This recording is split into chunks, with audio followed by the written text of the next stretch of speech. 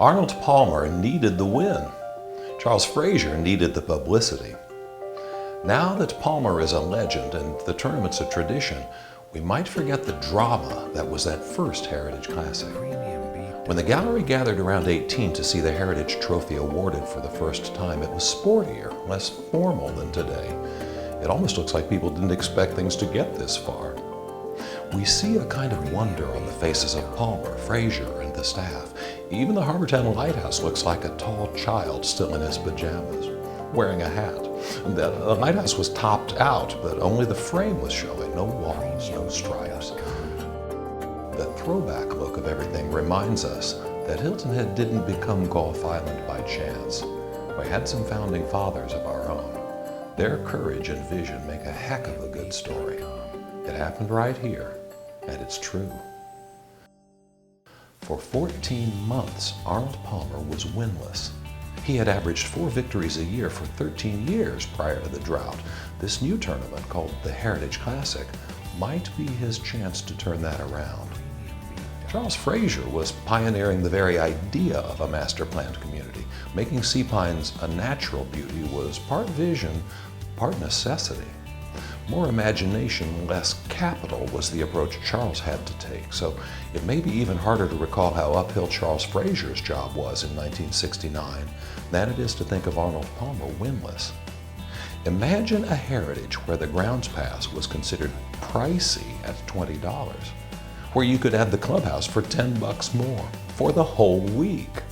So that first Heritage was as bold as one of Arnold Palmer's approach shots. It was a beginning beyond their wildest dreams.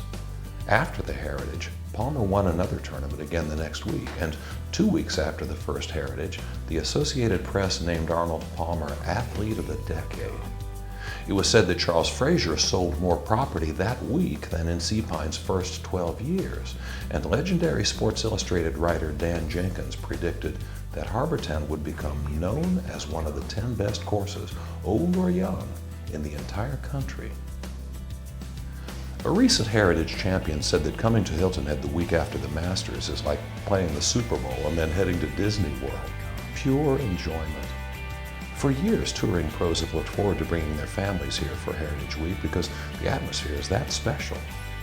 Visitors come from across the nation and around the world to enjoy the week that, every year, tips Hilton Head Island from being just lots more pleasant than home to full-blown paradise. Often the Pro-Am and qualifying rounds are played in sweater vests and the finals in summer attire.